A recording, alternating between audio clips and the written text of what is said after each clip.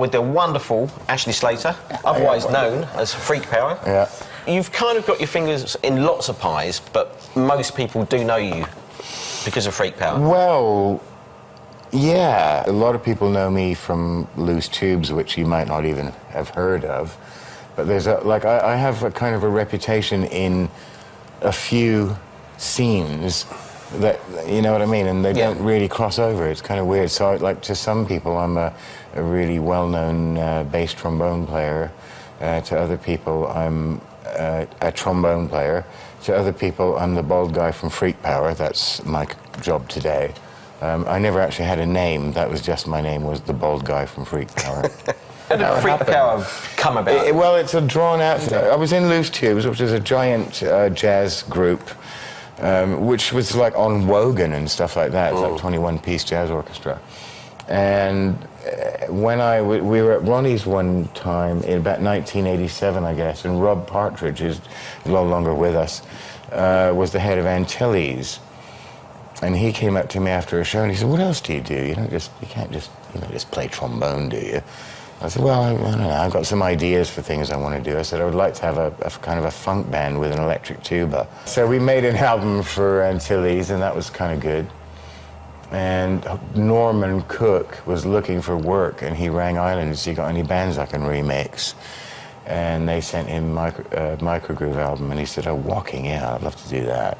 Anyway, we met Norman, and it was really weird because I didn't want to be there, and then he thought I was a weirdo because I didn't want to be there and all that kind of stuff. But somehow, finally, one day I'm at home in my little squat at the Elephant and Castle, and the phone rings, and he said, "Hi, Ashley, it's Norman Cook." Anyway, he said, "I've been listening to one of your tapes." He said, "It's really good. It sounds like something cross between the Blues Brothers and Funkadelic," which is probably not a bad description of what Microgroove was like. And long story short, he said, "Look, I'm kind of getting bored with Beats International, and I want to make a new thing, and I want you to do it with me." And that was Freak Power. But if you know I'm like a joker before, you like it to be on. A very short-lived outfit, wasn't it? It had the big smash #1, a couple of albums. Yeah, I mean, I think Norman kind of rang me, on New Year's Eve, the year 2000, and said, "I think we're going to not do Freak Power anymore." And I never could question that decision, because it's like I can get on a plane, fly first class with a couple of box of records, or I can drive around Europe losing money hand over fist in a van with a bunch of people I sort of like, but not that much. And so, that's, so I totally...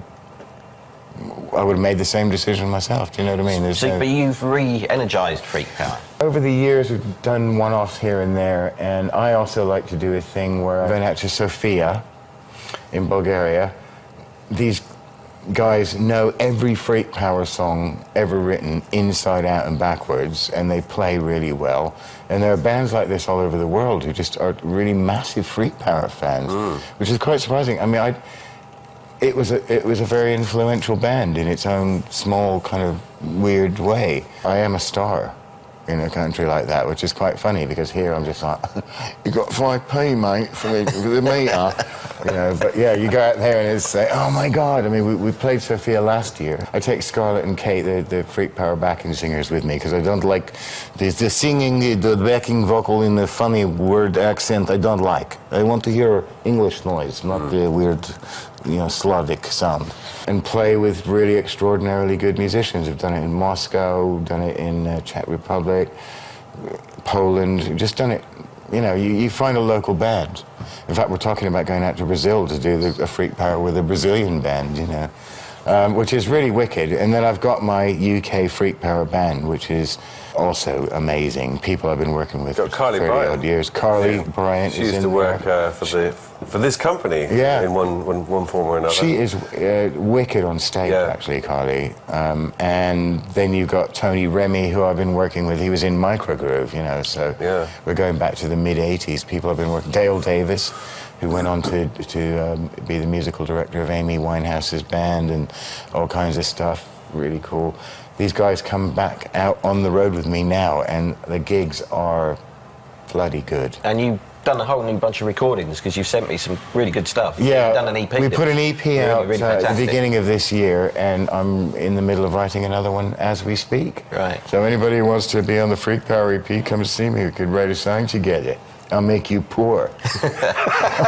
So we're going to see the video now, and Okay. it's shot just behind us there. Yeah, You're that's right. See that little thing jumping off the... That's me. There. Yeah, no, you missed it. No, you missed it. Don't jump, kids, don't jump. Don't jump.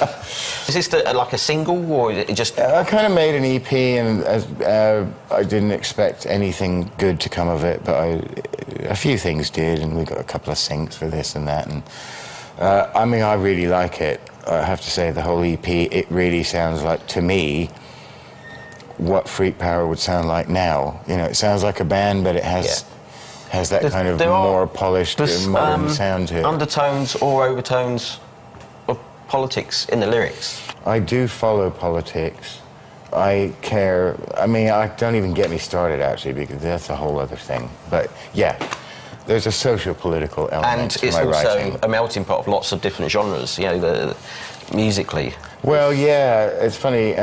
Norman always used to say, look, I don't want to make an album that's around the world in 100 beats, you know, kind of thing. Like, I'll pick all these things. But, you know, as a trombone player all through the 80s, 90s, and I am still a trombone player, I played every genre of music there is, really. If you could get a trombone in it, or if I could wedge myself into there, I'd be there. So I know a lot about a lot of different kinds of music just from, you know, empirical knowledge, just stuff I've absorbed when I'm playing it. Well, on that note, I think we really should see the new video. Thanks for coming in, Ashley. Well, thank you so much for having me, gentlemen. And, do you want to introduce Onwards and them? upwards. Ladies and gentlemen, I'd like to present to you the television debut, perhaps, of Soul Clap by Freak Power.